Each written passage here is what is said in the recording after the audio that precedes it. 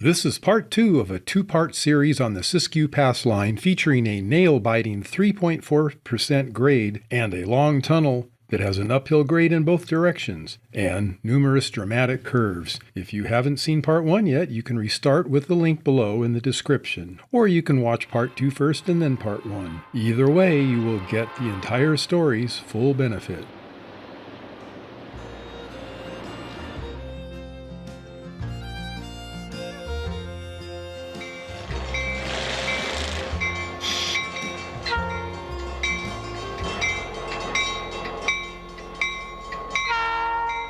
We mainly use the GP38 here.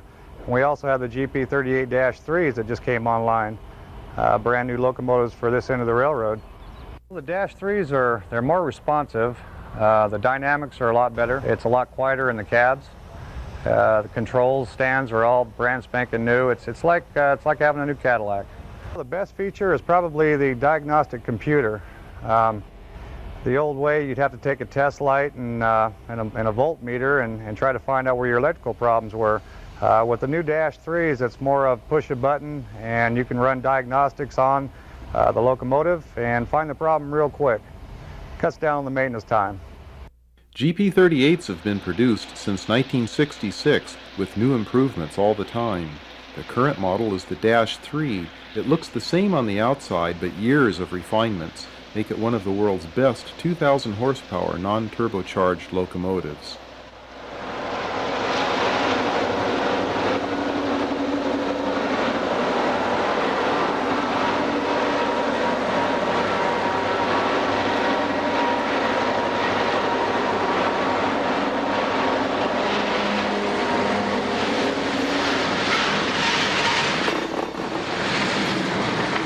We asked Roger if the -3's newer anti-wheel slip controls and improved dynamic brakes do a better job than earlier models, and he said, "Oh yes, they do. They're newer. They come in right now. -3's maybe 2 months now. Minimal breakdowns on them. It's like buying a new car, you know, and finding every little thing about the car and its personality. Every one of these engines for me has got a personality, every single one of them, and they all act a little different from each other. There's different things on them that you got to keep an eye on." Since the early days, Corp has made a big effort to upgrade and paint units that came from a variety of previous owners, including Burlington Northern and Norfolk Southern.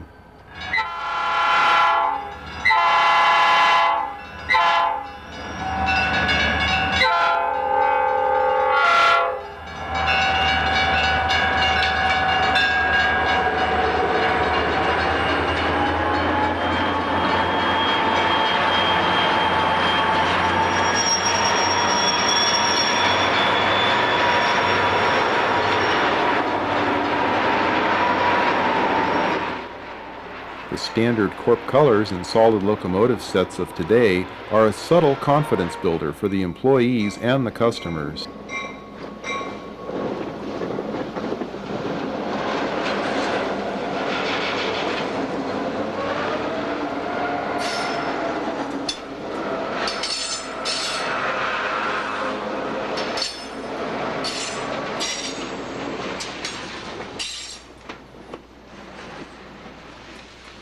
After this line was closed by Southern Pacific for 3 years, it wasn't just reactivated overnight when Corp took over operation.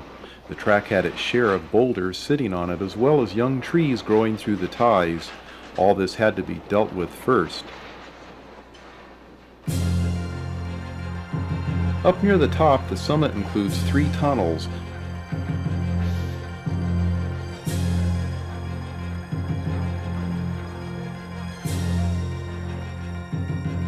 For a southbound train, the order is tunnel 15, 14, and 13.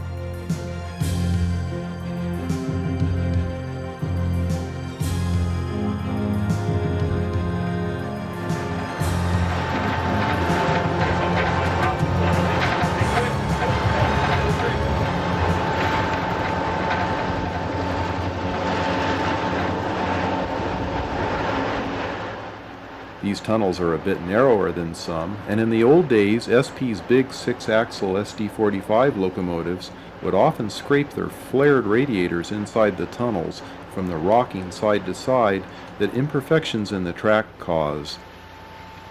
The current 4-axle Jeeps don't have the flared out radiators, and the shorter overall length causes less overhang as well. The second tunnel, number 14, is almost 1,200 feet long. The final tunnel, number 13, is a lengthy 3,100 feet long.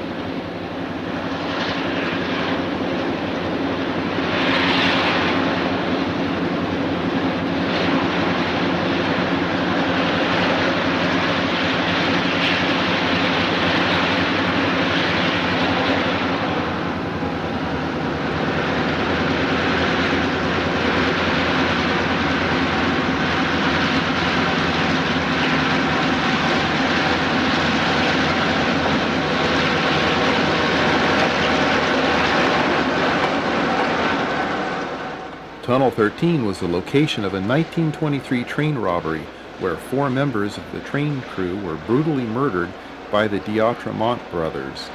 The robbers were eventually hunted down. Every October, a wreath is hung over the portal as a reminder to all who pass through. Just as the locomotives will pass under our second camera, the dried out wreath will let go from the exhaust force and fly over the camera.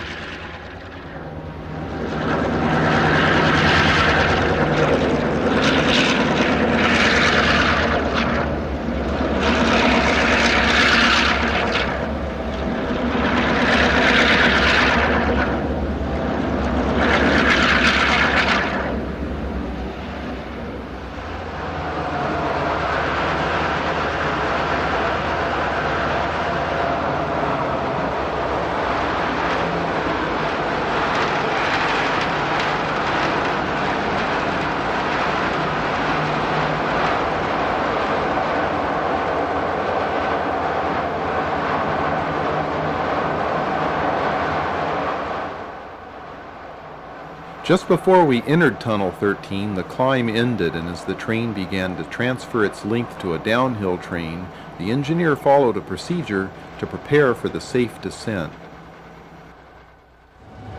Because we lose the telemetry with the rear end device, we want to make sure that we've got air set and that the air pressure drops in the rear of the train before you enter the tunnel. What we do is just before we enter the tunnel, we go ahead and grab a minimum set, which is about a 7-pound reduction, and make sure that the air pressure drops in the rear of the train. That way you're sure that your brakes are setting up and that you don't have a problem with the air system. Then as we get through the tunnel, you watch your speed real close and get set up. Normally we have a 10-pound reduction. 10-pound set brakes coming down the hill. It's usually just enough to hold the train just right and yet not slide the empties. Because when you've got empties on the rear of the train, anything over about 10 pounds, you run a risk of sliding the wheels. About halfway through that tunnel, you start setting up in dynamics. Just there again, you're watching your speed very close. And as soon as you see it start to increase, you should be set up in your dynamics. Start easing into your dynamics, bunching up your train. The idea there is just be ahead of the train and be in charge of it. Don't let it get ahead of you. If it gets ahead of you, then you're playing catch-up all the way down the hill. After the descent, the Medford hauler will head for the daily meet with the weed hauler, where the power and crew are swapped.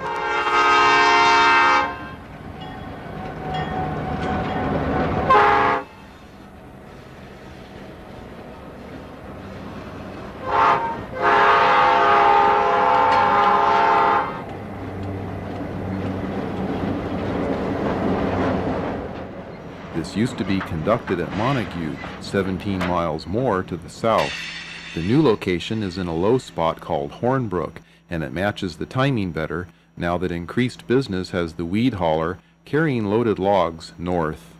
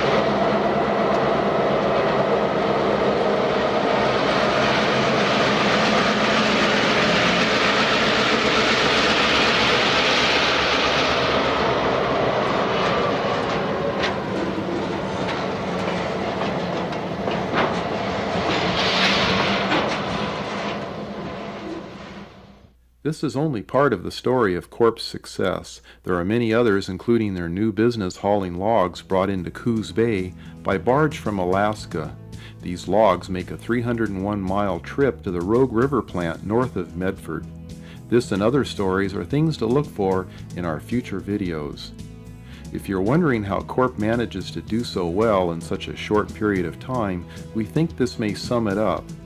What really makes our railroad work here, and it starts from rail techs and comes down to our management and then goes down to the employees, and everyone from rail techs, which is a long way away, to here in Oregon, the communication is unparalleled. Motivation is there, safety is there, and we're going to have a bright future. We are just getting started. This is just the beginning.